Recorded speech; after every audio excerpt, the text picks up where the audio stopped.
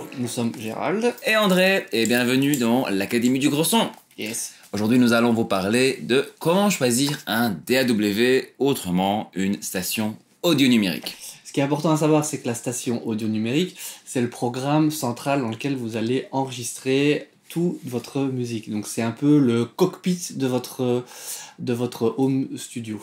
C'est là où vous choisissez les différents volumes, où vous choisissez quelle partie sera jouée quand. Il faut savoir que chaque DAW n'est pas interchangeable. Donc c'est important maintenant dans ce qu'on va vous expliquer de bien choisir le vôtre parce qu'ils ne communiquent pas entre eux ou très difficilement.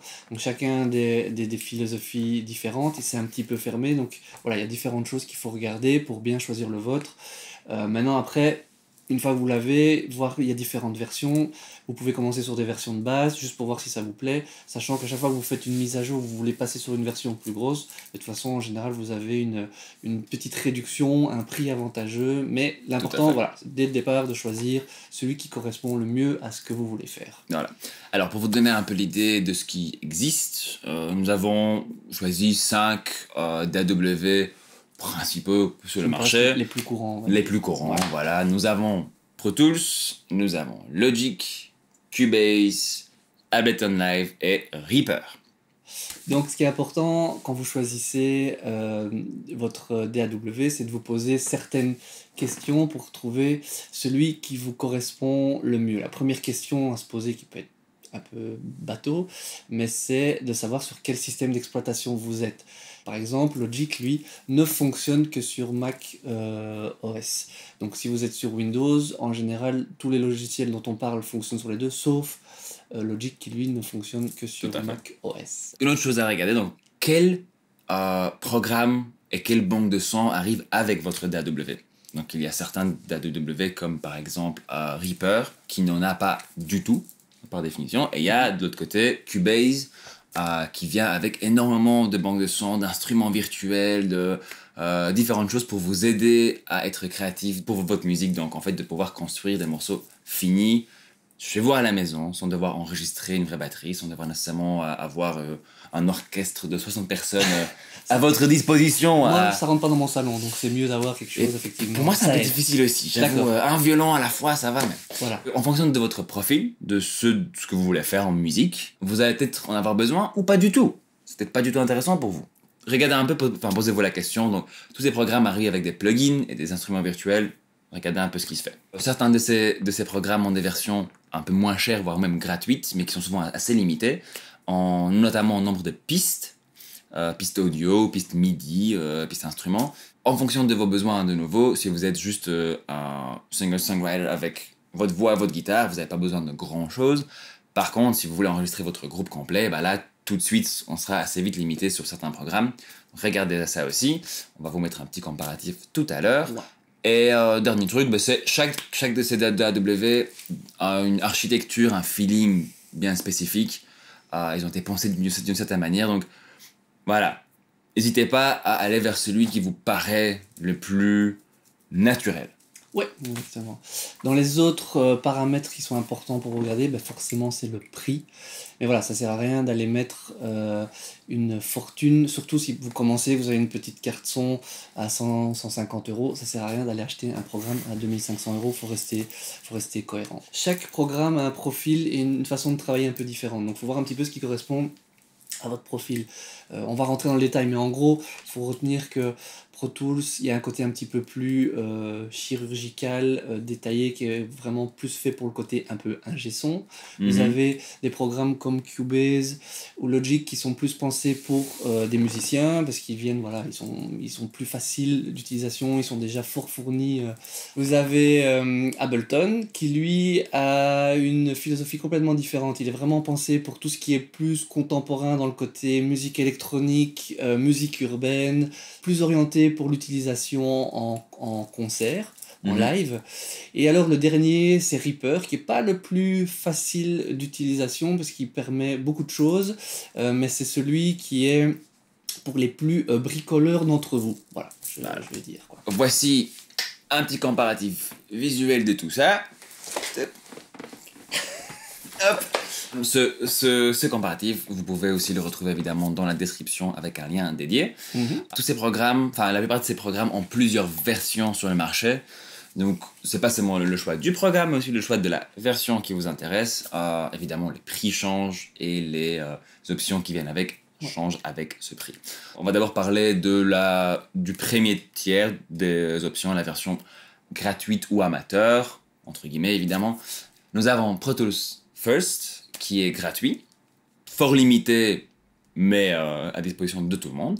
Nous avons Ableton Intro, qui est pas trop cher pour Ableton Live, donc c'est la version la moins chère. Nous avons Ableton Lite aussi, donc ça c'est leur version qui est encore un peu plus limitée, mais qui vient gratuitement avec certaines machines, certains cartes son.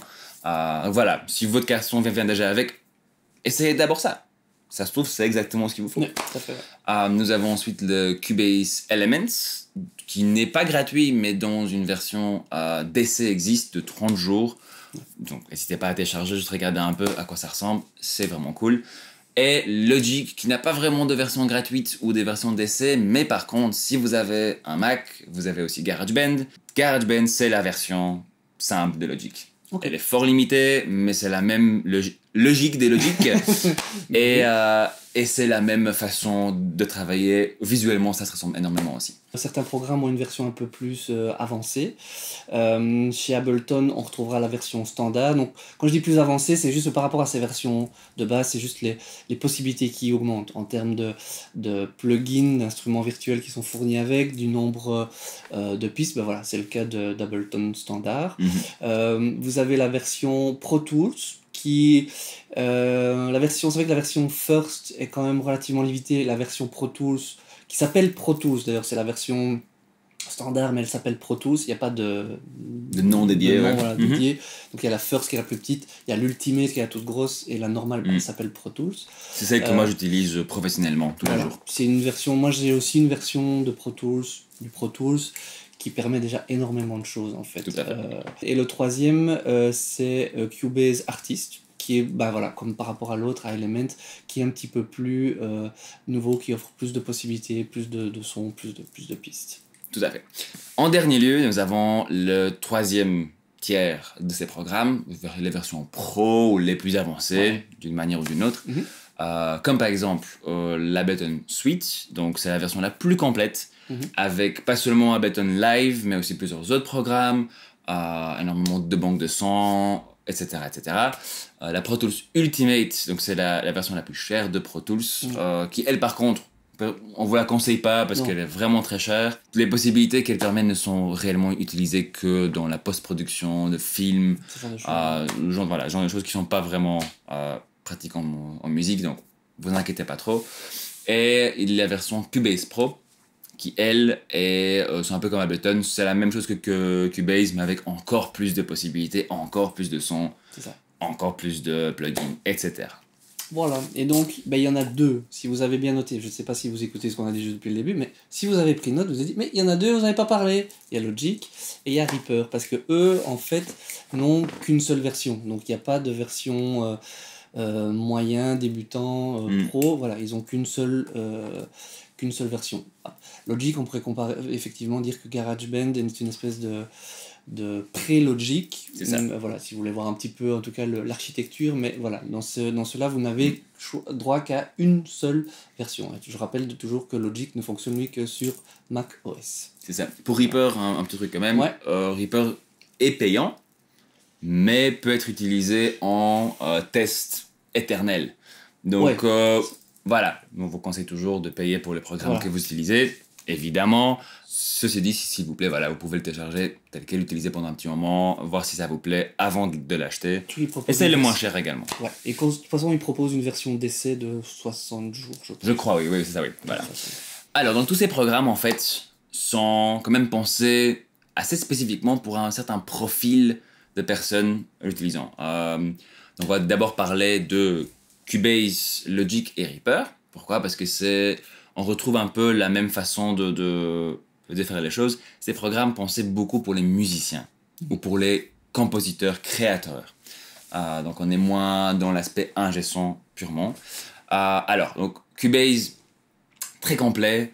toutes les options de production de musique moderne sont présentes par définition dans le programme, dont pas mal qui ne sont même pas dans Pro Tools ou dans Logic par définition. C'est vraiment, vraiment très complet.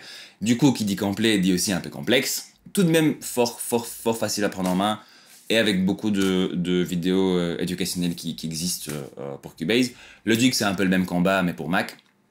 Avec ce côté très Apple orienté vers l'utilisateur final. Donc c'est un peu plus facile à prendre en main, c'est un peu plus simple.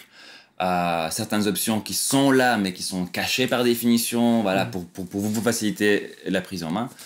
Et Reaper, lui, c'est un peu un ovni. Il permet de faire énormément de choses.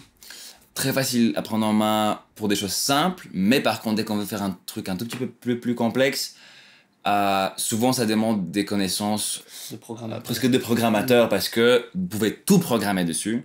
C'est un programme qui est en open source, c'est-à-dire que vous pouvez carrément aller dans le programme source du truc et le réécrire complètement pour vos besoins. Pas évident. Moi, j'essaierai pas. Mais très intéressant. Dans les autres programmes, il y a Ableton, qui lui a une philosophie qui est complètement différente. C'est-à-dire qu'il va fonctionner un peu comme les autres. Vous pourrez l'utiliser de la même façon que tous les autres, c'est-à-dire sur une ligne du temps. Mais il a une fonction complètement différente qui est pensée en termes de tableau, avec des boucles et des séquences que vous pouvez à tout moment modifier, changer, même en live. Il s'appelle Ableton Live parce qu'à la base, il a été utilisé pour la performance sur scène. Scène, vraiment. Et en gardant cette optique de pouvoir modifier en cours de route. Plutôt que de dire, ouais, je fais un enregistrement, clac, je fais play, là, du début à la fin, c'est mon enregistrement. Bah non, en cours de route, les gens sont chauds, hop, c'est parti, je vais envoyer une autre séquence. Je peux faire vivre différemment mon morceau. C'est vrai que souvent, bon, maintenant, il est fort régi par le fait de suivre un tempo unique, et souvent il est plus utilisé dans tout ce qui est musique électronique, musique urbaine, tout ce qui est un petit peu tout ce qui est un peu plus moderne, en fait, structuré, carré, moderne. Un peu moins pensé groupe et groupe de blues à l'ancienne, voilà, c'est peut-être pas le meilleur choix. C'est peut-être pas celui qu'il vous faut. Voilà. Et le dernier programme, c'est Pro Tools. Lui, c'est vrai qu'il est plus orienté ingénieur du son. Il est très méticuleux, précis, chirurgical, comme on a dit tout à l'heure. Il permet beaucoup de choses. Maintenant, il est peut-être un peu moins facile d'emploi. Il est peut-être moins orienté musicien qu'ingénieur du son. C'est-à-dire qu'il est peut-être moins évolué au niveau du MIDI, au niveau des instruments de basse. Il est déjà fourni, mais moins que les autres. On le retrouve vraiment plus dans le milieu pro. Maintenant, c'est un de ses avantages, c'est que si vous voulez travailler avec des studios plus pro, imaginons vous êtes un groupe, vous faites toutes vos pré-productions chez vous et vous dites mais on veut enregistrer une vraie batterie dans un studio, vous pouvez prendre votre session telle quelle, aller dans le studio.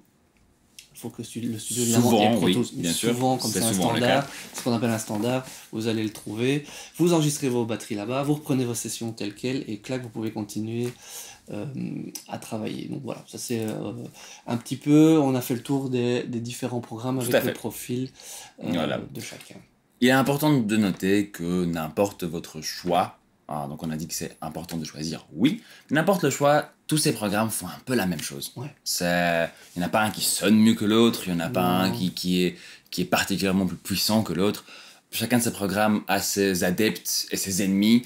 Donc c'est vraiment une question de préférence. Les gens vont peut-être nous tuer pour ce qu'on a dit sur certains éléments, mais c'est pas grave. Avec chacun de ces programmes, vous pourrez... si vous nous tuez, c'est quand même un peu grave. Mais c'est important de noter qu'il n'y en a pas un qui sonne mieux que l'autre. Donc il faut juste trouver celui qui correspond le mieux à votre philosophie. Souvent il existe des options tiers qui permettent de rajouter ce qui manque à un programme. Le plus important, c'est que ce programme vous donne envie de travailler, de faire de la musique, d'être créatif. Si ça vous donne un mal de tête rien qu'à l'ouvrir, c'est peut-être pas celui pour vous. Voilà. Donc voilà, vous prenez pas trop la tête, choisissez celui qui a l'air fun.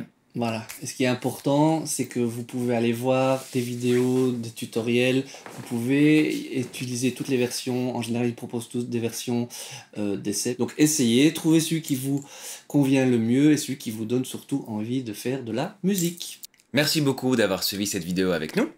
Pour nous soumettre tout sujet que on pourrait traiter pour vous aider, n'hésitez pas à mettre ça dans les commentaires de la vidéo. Partagez, parlez-en autour de vous, abonnez-vous à notre chaîne. Et évidemment, Nous avons prévu pour vous un petit guide comparatif du matériel et de tout ce qui est intéressant à acheter pour vous aider et pas passer trop de temps à trouver quel est le meilleur ça matos. prend 3 siècles. C'est infernal. Donc on vous a aidé là-dessus et pour le trouver, il suffit de suivre le lien que vous trouverez ici. Ou dans la description de la Dans la vidéo. description de la vidéo. Merci beaucoup et Merci à d'avoir bientôt. suivi. À bientôt.